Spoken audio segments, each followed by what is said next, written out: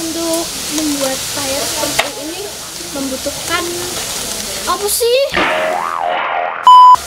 Ternyata untuk membuat payet seperti ini membutuhkan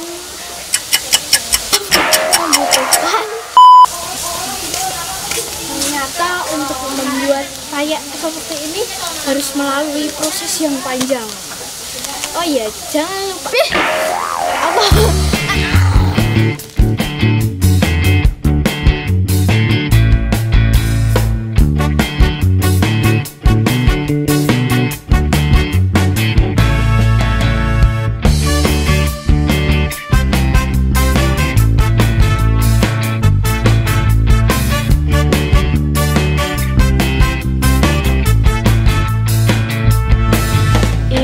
Adalah industri payek milik Bapak Zamroni dan Ibu Kustinah, salah satu produsen payek di Dusun Pelemadu Sriharjo, Imogiri.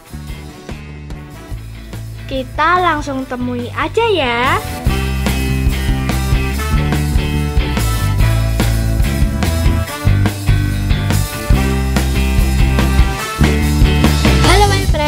Jadi kali ini aku ada di Desa Pelemadu yang terkenal dengan sentra industri payeknya. Kita akan melihat cara membuat payek. Ikuti terus ya. Mari kita come on. Di tempat ini ada sekitar 25 karyawan yang setiap hari bekerja membuat payek kacang. Aktivitas ini dimulai dari pagi hingga menjelang sore hari. Usaha ini sudah berdiri sejak tahun 2004 yang lalu.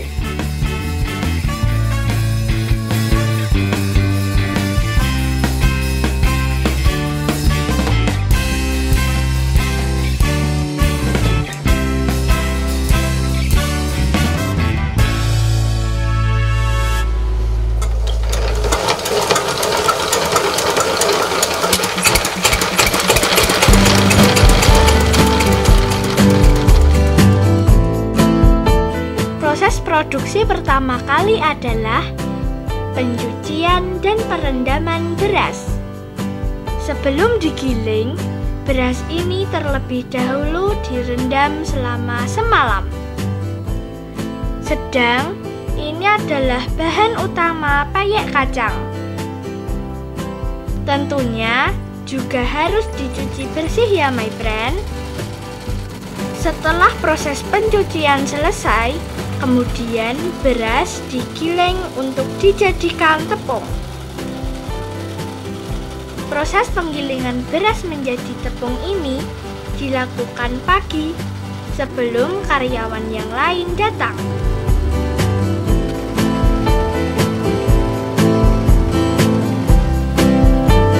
Setelah selesai, kemudian tepung beras dibawa ke tempat pencampuran adonan.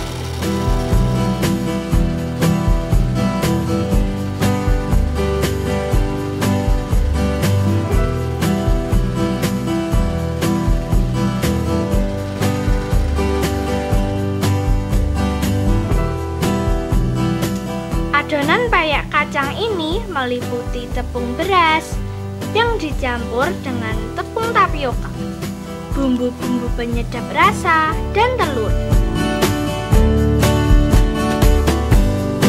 Aku berkesempatan membantu Ibu Kustinah mencampur adonan. Adonan harus ditimbang dulu ya my friend, agar takarannya pas.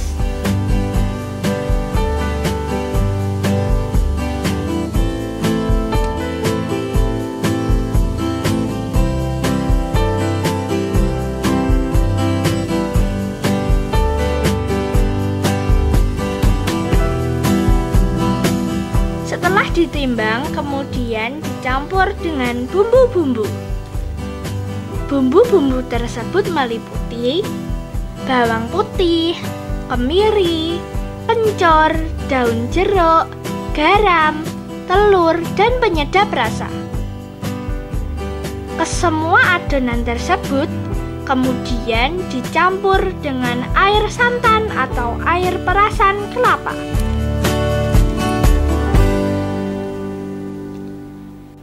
Kita udah nganti roto ya Dek, sampai roto, sampai bumbunya terasa hilang,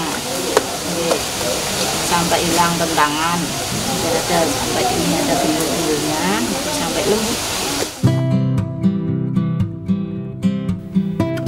Kalau sudah tercampur rata, itu tandanya adonan siap dimasak. Disinilah proses paling sulit dalam pembuatan peyek. Dalam proses penggorengan ini, kita harus bekerja sama dengan partner kita ya my friend. Satu orang bertugas mencampur kacang dan menuang adonan ke 2 wajan kecil. Dan satu orang bertugas memindahkan peyek dari wajan kecil ke wajan yang besar. Kemudian meniriskan kalau sudah matang. Proses ini terus berjalan dan tidak boleh salah satunya lengah ya. Terlihat santai, tapi sebetulnya butuh konsentrasi loh. Oh iya, wajan kecil tersebut berfungsi sebagai cetakan peyek. Sedang wajan yang besar berfungsi mematangkan peyek. Setelah peyek matang, kemudian ditiriskan agar minyaknya hilang. Proses selanjutnya adalah pengemasan. Di sini, peyek akan dipilah-pilah sehingga yang masuk dalam kemasan adalah peyek yang utuh. Sedangkan yang tidak utuh akan dipacking untuk dijual sebagai remukan peyek. Dalam satu plastik berisi 6 buah peyek. Proses pengemasannya pun harus hati-hati ya my friend, agar tidak rusak. Aku mau coba ternyata tidak semudah yang kita lihat. Dalam sehari, produksi ini menghabiskan sekitar 150 sampai 200 kg beras dan dapat menghasilkan sekitar 21.000 peyek. Tak terbayangkan ya banyaknya. Ternyata untuk membuat peyek seperti ini harus melewati proses yang lelah. Demikian liputanku tentang rempeyek, cara membuat rempeyek kacang. Tunggu episode selanjutnya. Oh iya, jangan lupa like, comment, share, and subscribe. Goodbye. Produksi peyek ini memiliki nama Santoso.